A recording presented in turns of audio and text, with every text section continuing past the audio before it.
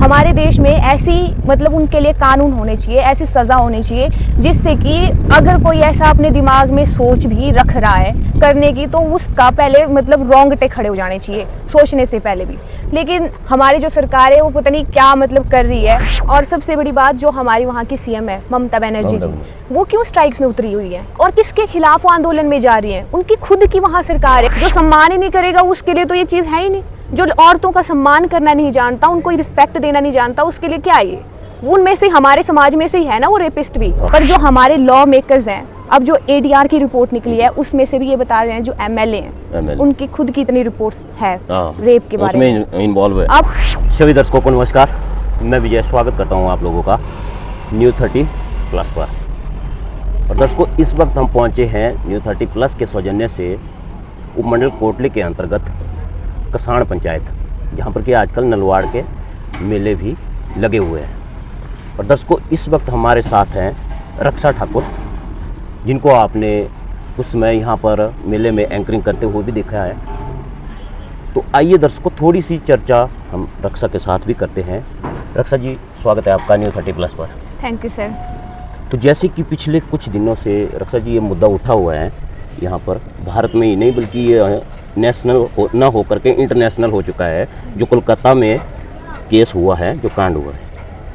अब उसके बारे में आप क्या कहेंगे? सर, सबसे पहले तो उनके लिए श्रद्धांजलि, डॉक्टर के लिए, डॉक्टर से, हाँ जी, जिनके साथ ये दुष्कर्म हुआ है। सबसे पहले मैं ये बोलना चाहूँगी कि हमारा जो देश है आज़ाद तो हो चुका है। अभी हमने हाल ही में स्वतंत्रता दिवस मनाया, लेकिन वो स्वतंत्रता दिवस हमें, मुझे नहीं लगता उसका कोई फ़ायदा है। हाँ। अगर हम इस बारे में सोचें तो हमें आज आज़ादी के 78 साल हो चुके हैं, लेकिन सच में क्या औरतें आज़ाद हैं? इस बारे में मतलब अगर विचार करें कि क्या लड़कियों को आज़ादी है, क्या महिलाएं सुरक्षित हैं? हम सुरक्षित नहीं हैं। हम अब मतलब ऐसा हमें लगता है कि अब हम अपने घर में, अपने कार्यालय में, ऑफिस तक में सुरक्षित नहीं है। जो डॉक्टर अपनी ड्यूटी कर रही थी, 36 घंटे उन्होंने ड्यूटी की, वो महिला रात को 2 बजे तक उन्होंने ड्यूटी की, डॉक्टर ने ड्यूटी की, हाँ जी, और 3 बजे वो सोने ही आ रहे थे। तो मतलब 8-9 अगस्त की रात को, ये सभी को वैसे पता है कि 8-9 अगस्त की रात में उनके साथ ये दुष्कर्म हुआ सेमिनार हॉल में। उनकी क्या गलती थी इसमें? कि क्या वो एक डॉक्टर थी या फिर या एक महिला थी? ये गलती थी उनकी कि उन मतलब दरिंदों ने उनके साथ ऐसा दुष्कर्म किया। पता नहीं ऐसे कितने इंसिडेंट होंगे जो रजिस्टर भी नहीं होते हैं भारत में, नहीं होते। ऐसे बहुत सारे केस होंगे। मतलब ऐसी रिपोर्ट्स में हम देखते हैं तो बोलते हैं कि हर 15 मिनट में देश में कोई ना कोई लड़की जो है रेप का शिकार हो रही है। और अब जो है मतलब अगर इनको अभी हमने सजा, कड़ी से कड़ी सजा नहीं दिलवाई तो ये रुकने वाले नहीं है। और आपको भी पता है, अभी जब डॉक्टर के लिए हमने जो स्ट्राइक किया, उनके लिए जस्टिस मांग रहे हैं, तो अभी भी न्यूज़ में इतने आ रहा है कि लड़कियों के साथ बहुत सारे दुष्कर्म हो रहे हैं, रेपिस्ट नहीं मान रहे हैं। हमारी सरकार क्या कर रही है? मैं अपनी सरकार, हमारी सरकार से पूछना चाहती है, वो हमारे कानून का है, हम सुरक्षित नहीं है, हमारे लिए क्या कर रहे हैं? वो कैसे लॉज बनाए हुए हैं कि पूरी उम्र कैद सजा उनके लिए? वो मतलब अगर मैं बोलूँ तो उनके लिए कोर्ट ही अलग होना चाहिए, जहाँ पे मतलब ऐसे घटिया किस्म के इंसानों को समाज से अलग करके उनको फांसी पे लटका के कड़ी से कड़ी सजा सुनानी चाहिए। उम्र कैद की सजा तो उनके लिए बहुत नॉर्मल सी चीज़ है, उनसे उनको डर नहीं लगता। हमारे देश में ऐसी मतलब उनके लिए कानून होने चाहिए, ऐसी सज़ा होनी चाहिए जिससे कि अगर कोई ऐसा अपने दिमाग में सोच भी रख रहा है करने की, तो उसका पहले मतलब रोंगटे खड़े हो जाने चाहिए सोचने से पहले भी। लेकिन हमारी जो सरकार है वो पता नहीं क्या मतलब कर रही है ना, इस बारे में किससे वो बचाना चाह रही है, क्यों ऐसा कर रहे हैं, हमें इसका कोई मतलब न्याय ही नहीं मिल रहा है। कितने सारे इंसिडेंट हो चुके हैं ऐसे, लेकिन सरकार कुछ कर ही नहीं रही है। अगर हम अब भी चुप रहे तो ये हमारी गलती होगी, फिर हम मतलब दिन में भी सुरक्षित नहीं हो सकती, ऐसा मुझे लगता है। अभी रात में हो रहा है, पता नहीं दिन दहाड़े हमें कौन कैसे कर दे, आक्रमण कर दे, कुछ पता नहीं है। हम सुरक्षित नहीं है। अभी रक्षाबंधन हुआ, हम किससे कौन रक्षा करेगा हमारी? कि हम अपने साथ बॉडीगार्ड लेके घूमें कि हम जहाँ जाएंगे हमारे साथ एक बॉडीगार्ड होना चाहिए, या फिर हम अपने पर्स में बंदूक या छुरी रख के घूमें? यही करना पड़ेगा, क्योंकि हमें अपनी सुरक्षा खुद ही करनी पड़ेगी। हम सरकार के भरोसे नहीं बैठ सकते कि वे हमारी रक्षा करेंगी। हम सुरक्षित हैं ही नहीं।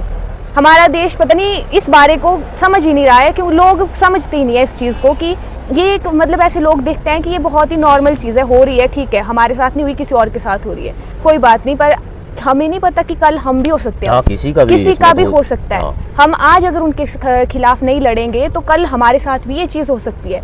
क्योंकि वैसे भी डॉक्टर्स को भगवान माना जाता है भाई।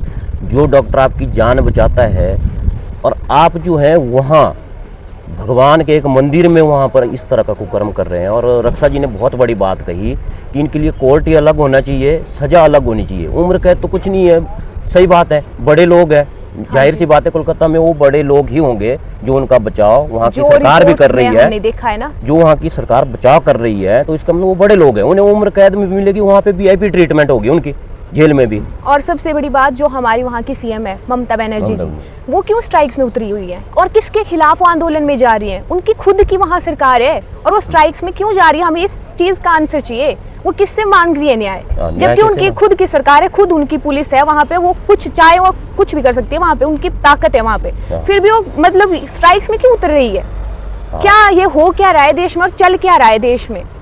बस ये मतलब एक बहुत ही संगीन और गंभीर मामला है जिसमें हमें ध्यान देने की बहुत ज़्यादा ज़रूरत है। आज जो है अगर इनको हमने नहीं रोका तो कल पता नहीं है क्या करेंगे, कुछ इनका कोई नहीं है। और ऐसे जो लोग जो है सोच जो रखते हैं, इतनी गंदी सोच, उनको समाज में रहने लायक हैं वो? बिल्कुल भी नहीं है। जिनकी सोच ही गंदी है वो समाज में क्या रहेंगे? लेकिन इसमें सबसे बड़ी बात है जो हमारा समाज है ना, उसमें जो है संस्कार, जो मैं माँ बाप को यही बोलना चाहूँगी कि आप अपने बच्चों को ऐसे संस्कार दो कि वो महिलाओं की जो है सम्मान करना सीखे। जो सम्मान ही नहीं करेगा उसके लिए तो ये चीज़ है ही नहीं। जो औरतों का सम्मान करना नहीं जानता, उनको रिस्पेक्ट देना नहीं जानता, उसके लिए क्या है ये? उनमें से हमारे समाज में से ही है ना वो रेपिस्ट भी, उन हमारे समाज में ही से निकले हुए हैं वो। मतलब हम में ही कमी है कहीं पे, हम अपने बच्चों को वो परवरिश ही नहीं दे पा रहे हैं, परवरिश नहीं दे पा रहे हैं। हमारे जो मतलब फैमिली है, पेरेंट्स है, अपने बच्चों पे ध्यान दीजिए। आज माना कि आज जो है बहुत बिजी जो होता है, सबका शेड्यूल होता है, लेकिन अपने बच्चों पे ध्यान देना सबसे पहले माँ बाप की प्रायोरिटी होनी चाहिए। कल को ऐसे दुष्कर्म करते हुए अगर आपके बच्चे, भगवान न करे, आप में से ही किसी के एक बच्चे हुए तो आपको कैसा लगेगा? फिर आपको लगेगा कि नहीं, अगर हमने इनको पहले सही टाइम पे अच्छी एजुकेशन दी होती तो आज ये इंसिडेंट ना मिलता। अब बाहर से तो नहीं आते ना, हमारे देश में से ही वो जानवर है जो ऐसा कुछ कर रहे हैं। तो यही है कि समाज में जो है माँ बाप को भी अपने बच्चों को, और सबसे बड़ी बात है कि इस इंसिडेंट से आप अपनी लड़कियों को, अपनी जो महिलाएं हैं उनकी आज़ादी मत छीनिए। उनकी क्या गलती है? बस उन्हें फिजिकली और मेंटली जो है स्ट्रॉन्ग बनाइए, सेल्फ डिफेंस सिखाइए उनको, कराटे, जुम्फो। और जो सरकार है उनको मैं यही बोलना चाहूँगी कि स्कूल में जो है हमें मतलब ये जो है फर्स्ट क्लास से, आई थिंक फर्स्ट क्लास से ये चीज़ शुरू कर देनी चाहिए कि गुड टच और बैड टच क्या होता है और अपने सेल्फ डिफेंस हम कैसे कर सकते हैं। फिजिकल एजुकेशन, हाँ जी, फिजिकल एजुकेशन जो है हमें सिखानी चाहिए। लेकिन अफसोस की बात हमें ये भी पता है कि जो हमारा एजुकेशन सिस्टम वो कैसा है, उसमें ऐसा कुछ है ही नहीं। जबकि ये चीज़ आज के डेट के लिए सबसे ज़्यादा रिक्रूटमेंट जो है, इसकी रिक्वायरमेंट हमें है। हम खुद को एटलीस्ट, भगवान न करे किसी के साथ भी ऐसा कुछ इंसिडेंट हो, अगर हो गया तो हम क्या करेंगे? हमें तो अपने आप को डिफेंस करना भी नहीं आता, हमें सिखाया ही नहीं गया, इसमें हमारी भी गलती नहीं है। लेकिन अगर हम अपने तरफ से प्रयास करेंगे, सरकार प्रयास करेगी, तो कराटे, जुम्फो सिखाने वाले आते हैं, तो हो सकता है उससे भी हमें मदद मिले, एटलीस्ट कुछ तो मदद मिलेगी उससे हमें। हाँ, कुछ परसेंट तो उससे हम अपने आप को प्रोटेक्ट कर सकते हैं ना। अब उनको ऐसा लगता है, जो करने वाले होते हैं, कि हाँ ये लड़की तो अबला है, बेबस है, लाचार है, इसके साथ जो करना होगा हम कर सकते हैं, और मार देते हैं। मारना उसके बाद नॉर्मल हो चुका है। उनको रोकने वाला है ही नहीं, उनका कॉन्फिडेंस इतना बढ़ चुका है कि उनको कोई फर्क ही नहीं पड़ता। उम्र कैद सजा उनके लिए नॉर्मल है, वहाँ से वो छूट जाएंगे। और सबसे बड़ी बात जो है, जब ये मामला गर्म है अभी, क्योंकि अभी जो है हमें मतलब सारी जो देश में स्ट्राइक्स चल रही है, अभी जो है इसमें जो है कानून बनने चाहिए, ऐसे भाई कठोर से कठोर कानून इनके लिए। पर जो हमारे लॉ मेकर्स हैं, अब जो ADR की रिपोर्ट निकली है उसमें से भी ये बता रहे हैं, जो MLA हैं उनकी खुद की इतनी रिपोर्ट्स है रेप के बारे में इन्वॉल्व है। अब सोचने वाली बात, जो हमारे लॉ मेकर हैं वो ही खुद इतने इन दुष्कर्मों से जुड़े हुए हैं, वो क्या लॉ बनाएंगे हमारे लिए? क्या लॉ मतलब सच में जस्टिफाई होगा ये महिलाओं के लिए? वो बना सकते हैं हमारे लॉ जो खुद इस मामले में इन्वॉल्व है? और उनके लिए कुछ होगा भी नहीं। मतलब सबसे ज़्यादा के हम देखें, ओडिशा में हुआ, आपका कोलकाता में हुआ, दिल्ली में हुआ, झारखंड में हुआ, राजस्थान में हुआ, बिहार में हुआ। वहाँ के MLAs, उनके खिलाफ जो है रेप के केस हैं, लेकिन क्या कर सकते हैं? तो मतलब फिर वही है कि कानून बनाने वाले ही जब खुद उसमें आपके जो है कानून हाथ में लेने लगे, कानून हाथ में है उनके, तो वो महिलाओं को जब कुछ खुद ही उनका सम्मान नहीं करते हैं, खुद ही वो उस दुष्कर्म से जुड़े हुए हैं, वो क्या कानून बनाएंगे हमारे लिए? क्या बनाएंगे हमें? बहुत अच्छी बात कही आपने रक्षा जी। अगर इस तरह से है, वैसे तो क्योंकि हमें भी संकेत इसी तरह के मिल रहे हैं, तो फिर दर्शकों मेरा आपसे आग्रह रहेगा कि अब समाज को ऊपर उठना पड़ेगा।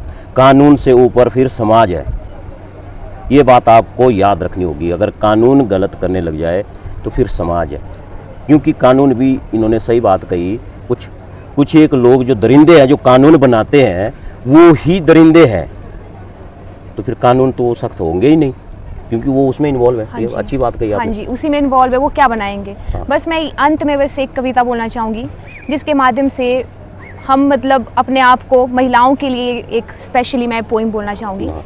कि छोड़ो मेहंदी खड़क संभालो, छोड़ो मेहंदी खड़क संभालो, खुद ही अपना चीर बचा लो, धूत बिछाए बैठे शकुनी, मस्तक सब बिक जाएंगे, सुनो द्रौपदी शस्त्र उठा लो, अब गोविंद ना आएंगे। कब तक आस लगाओगी तुम बिके हुए अखबारों से, कब तक आस लगाओगी तुम बिके हुए अखबारों से, कैसी रक्षा मांग रही हो दुष्शासन दरबारों से। स्वयं जो लज्जाहीन पड़े हैं वे क्या लाज बचाएंगे, स्वयं जो लज्जाहीन पड़े हैं वे क्या लाज बताएंगे, सुनो द्रौपदी शस्त्र उठा लो, अब गोविंद ना आएंगे। कल तक था अंधा राजा आज गूंगा बहरा भी है, होंठ सिल दिए है जनता के कानों पर भी पहरा है, खुद ही कहो ये अश्रु तुम्हारे किसको क्या समझाएंगे, सुनो द्रौपदी शस्त्र उठा लो, अब गोविंद ना आएंगे, सुनो द्रौपदी शस्त्र उठा लो, अब गोविंद ना आएंगे। क्या बात है दर्शकों, कितना प्यारा मैसेज है इनकी इस कविता में भी। और वाकई में आपको और हमें अब सबक लेने का समय आ गया है, क्योंकि बहुत हो गया, बहुत ही ज़्यादा। बोलते हैं ना कि पानी सिर से ऊपर हो जाए तो फिर इंसान को तैरना ही पड़ेगा। और इन्होंने बहुत अच्छी बात कही है दर्शकों, आप लोगों को, समाज को उठना ही पड़ेगा। और ये सही वक्त है, समाज अगर आवाज़ उठाएगा कि कानून सख्त किए जाए, सख्त होंगे यहाँ पे कम से कम, मैं बोलता हूँ 100-200 को अगर फांसी हो जाएगी, उसके बाद ये सारे अपराधी, सारे दरिंदे जा कर के अपने घरों में दुबक जाएंगे। तो दर्शकों, ये थी एक छोटी सी वार्तालाप रक्षा ठाकुर के साथ, और इन्होंने एक बहुत प्यारा संदेश दिया आप लोगों को हमारे इस चैनल के माध्यम से। तो ठीक है रक्षा जी, बहुत अच्छा लगा आपके साथ बात करके। Thank you sir. मैं भी धन्यवाद करना चाहूँगी कि आपने मुझे मौका दिया लोगों तक अपने विचारों को व्यक्त करने का। और सारे मैं लोगों से यही उम्मीद करना चाहूँगी कि आप इस प्रोटेस्ट के खिलाफ आवाज़ उठाइए। ये प्रोटेस्ट रुकना नहीं चाहिए हमारा। और जितने भी हमारे इन्फ्लुएंसर्स हैं, जिनके फॉलोअर्स हैं, मैं उन सभी से रिक्वेस्ट करूँगी कि इस मुद्दे को उठाइए। आपके पास ताकत है, आपके पास लोग हैं सुनने के लिए, तो आपको ये उठाना चाहिए मुद्दा। बस यही करना चाहूँगी। धन्यवाद। जय हिंद, जय भारत। तो दर्शकों, इस वीडियो को ज़्यादा से ज़्यादा शेयर करिएगा, लाइक करेगा, और चैनल को सब्सक्राइब और फॉलो ज़रूर करिएगा। YouTube पर हमारे चैनल को सब्सक्राइब करें और रेगुलर अपडेट के लिए बेल आइकन दबाएं।